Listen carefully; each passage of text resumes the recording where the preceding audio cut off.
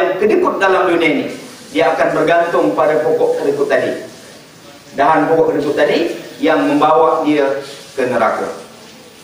Na'udzubillah min zalik, ya. Maka berdirilah mereka di bawah pokok sahab tadi. Kerana Allah Ta'ala itu ila rahmani wafda, memuliakan orang-orang yang mulia ini, memuliakan orang-orang yang taat kepadanya ini. Maka berimpulah mereka di salah satu daunnya. Daun itu tak boleh nak kita bayangkan macam mana besar. Kata Nabi, sejauh perjalanan sehari. Ya, begitu luasnya daun itu. Tiba-tiba terdengar satu suara, ucapan tahniah daripada Allah Subhanahu wa Ta'ala, kerana sebentar lagi dia akan memasuki syurga. Allah Ta'ala berfirman dalam Quran surah Yasin, salamun qawlan min rabbir rahim. Salamun qawlan min rabbir rahim. Salam sejahtera atas kamu semua, dan Allah Ta'ala mengucapkan tahniah kepada mereka. Lalu kemudian diikuti ucapan tahniah daripada para Nabi dan Rasul, ucapan tahniah daripada malaikat muqarrabin. Tidak kurang satu orang mukmin itu 1000 malaikat muqarrabin mengucapkan tahniah kepada mereka. Dan sesama orang beriman mengucapkan tahniah. Apa yang mereka katakan? Jazakumullahu khairan, jazakumullahu khairan, jazakumullahu khairan. Semoga Allah Ta'ala membalas amal kebaikan mereka. Di pintu surga tu dah ada 70 bidadari wanita-wanita surga. Ya. Isterinya macam mana? Isterinya kalau sama-sama masuk surga, adalah dia bersama dengannya. Suami macam mana? Kalau suaminya masuk surga sama-sama, maka adalah bersamanya. Jadi kita nanti bersama dengan isteri kita ini dinikahkan semula. Sebab pada hakikatnya di dunia ini kita akan berpisah, betul tak? Berpisah dengan sebab kematian. Itu dinikahkan semula. Jadi pasangan kita itu mengikut dikehendaki Allah Ta'ala pula. Siapa yang akan menjadi pasangannya nanti di dalam syurga. Kalau suami masuk neraka, free dah, tak dapat isteri balik. Sebab dia telah terpisah dengan isterinya. Jadi isterinya duduk ke syurga, suami ke neraka. Isterinya akan dinikahkan yang sama darjat dengan dia. Dalam rumah itu pula ada rumah mahligai. Masya Allah, ya. Mahligai ini pernah dilihat oleh Rasulullah dalam peristiwa Isra dan Mi'raj. Ada sekumpulan orang yang sedang membina mahligai, tapi dia tunggu. Ada barang dia buat. Tak ada barang dia tunggu. Ini kan pelik ni, ya. Biasa orang nak membina rumah, situ ada barang, situ ada peralatan, situ ada tukang. Tapi tukangnya tunggu dulu. Ini kan umumul balwa. Wa ma yasirul intiba, mengundang perhatian. Ya. Jadi Rasulullah tanya pada Malaikat Jibril, kenapa orang yang buat rumah itu macam itu? Kenapa dia tidak buat terus? Kata dia, orang yang pemilik rumah itu masih dalam dunia lagi. Dia sedang berusaha untuk beramal. Jadi amalan kita itulah yang dibina Allah. Mahligai-mahligai kita. Makin banyak amalan kita, makin besarlah mahligai kita. Bahkan ada di antara mahligai itu yang biliknya sampai 70. Ini setara hotel kan di dunia ini. 70 kerana banyaknya amalan. Ini makamnya dalam dunia ini sampai kepada makam yang dipanggil Rafiqul A'la. Orang yang sangat hampir dengan Allah SWT. Yang ibadahnya, kata orang Arab, kata syair Arab, qattahannaka bil barnabis wa aqama al-laila bil hindis. Ini syair ini. Orang lain yang pakai serban itu dia dah gantungkan serbannya. Sebab nak pergi tidur, tak mungkinlah tidur pakai serban. Tapi orang ini masih lagi pakai serban. Sebab dia nak bermesra-mesra dengan Allah Subhanahu wa Ta'ala di kesunyian malam. Macam Nabi Muhammad SAW berada di gua Hira. Masya Allah, ya. Tuan-tuan dan puan-puan yang saya hormati, ini nanti saya akan bicarakan secara khusus ya, sampai nanti juga kita ke surga ini, insya Allah ya, berdasarkan hadis-hadis yang sangat sahih. Saya ini ustadz yang menyampaikan tentang alam kubur dan juga yaumil mahsyar. Sebenarnya kajian kita ini kajian hadis ya, tapi hadisnya bukan hadis umum, hadis khas tentang kubur dan yaumil mahsyar. Jadi insya Allah kita akan kutip daripada hadis-hadis yang sangat sahih.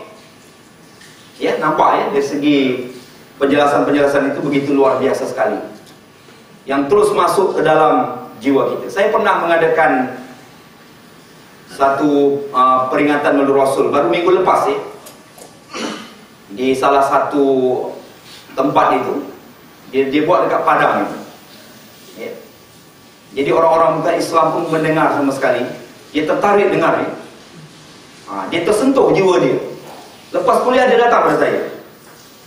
Dia macam nampak itu ya, sebab dia tak bercanggah dengan logik akal dia. Ini secara fitrah semula jadi manusia itu. Ya. Fitrah semula jadi manusia itu ada dalam dirinya itu, yang walaupun dia bukan Islam sekalipun dia boleh terima. Itu dipanggil birrun. Semua orang ada, walaupun dia bukan Islam.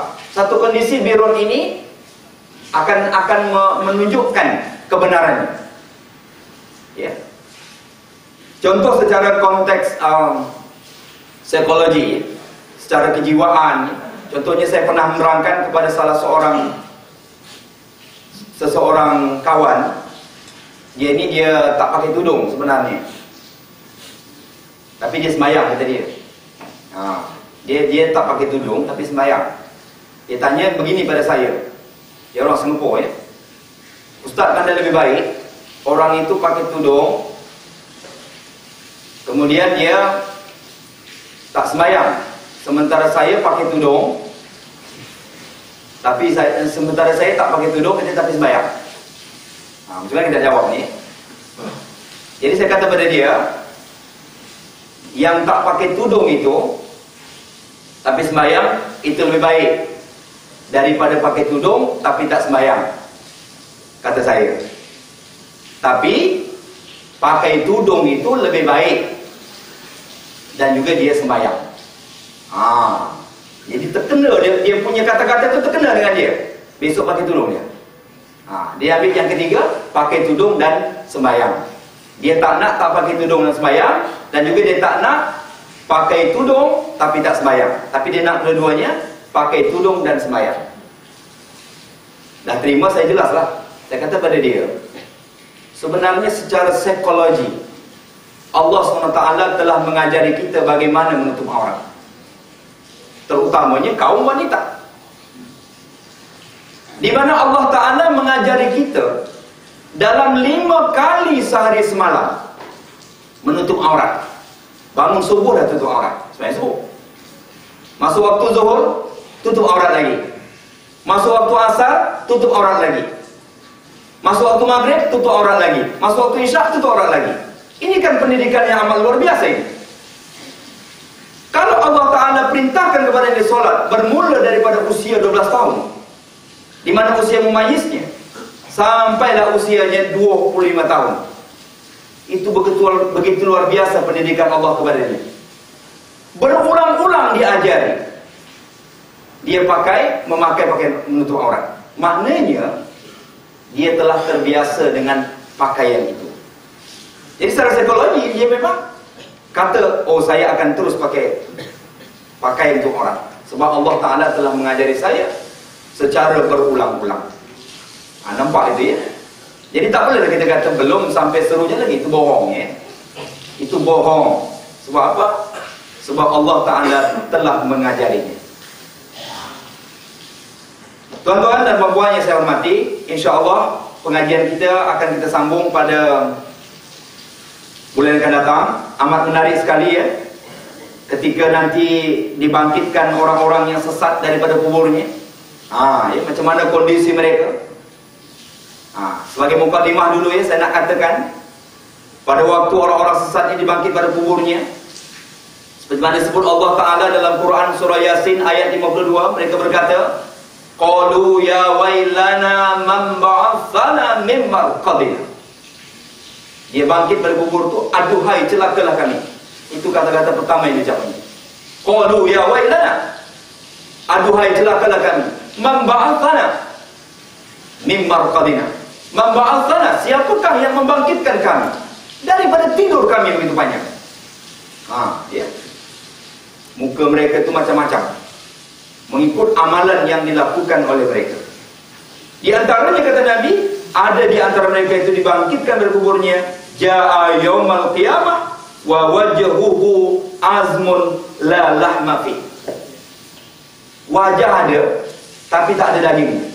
Macam cerita Ghost Rider tu, teman. Ya. Wajah ada tapi daging tak ada. Wa wajhuhu azmun la lahma fi. Ini siapa ini? InsyaAllah kita bahaskan pada bulan akan datang. Aqulu qawli hadza li wa lakum wa lisa'iril muslimin wal muslimat wal mu'minina wal mu'minat fastaghfiruhu wal ghafurur rahim. A'udzu billahi minasy syaithanir rajim. Bismillahirrahmanirrahim. Alhamdulillahi rabbil alamin. Allahumma shalli ala Muhammadin wa alihi wa ashabihi ajmain. Ya Allah, anugerahkan kami ketaatan supaya kami dapat menjauhkan diri daripada perbuatan maksiat. Muliakan kami ya Allah dengan kemuliaan-Mu. Luruskan niat kami di jalan-Mu. Tahan lidah kami daripada perkataan sia-sia dan umpatan. Bersihkan perut kami daripada perkara haram dan syubhat. Ya Allah, Engkaulah yang mengampuni dosa-dosa besar. Siapalah yang dapat mengampunkan dosa kami selain daripada Engkau ya Allah? Ya Rahman, Ya Rahim, Ya Alam, Subhanaka Ya Allah. Ta'alaita Ya Rahim. Ajirna minan nar. Lindungilah kami daripada api neraka. Lindungilah kami daripada api neraka ya Allah. Wahai Allah yang Maha melindungi. Rabbana atina fid dunya hasanah wa fil akhirati hasanatan wa qina azaban nar. Wa sallallahu ala Muhammadin nabil ummi wa ala alihi wa sahbihi wasallam. Subhana rabbika rabbil izzati amma yasifun wa salamun alal mursalin walhamdulillahi rabbil alamin. Terima kasih di atas segala perhatian dan mohon maaf di atas segala kekurangan. Assalamualaikum warahmatullahi wabarakatuh.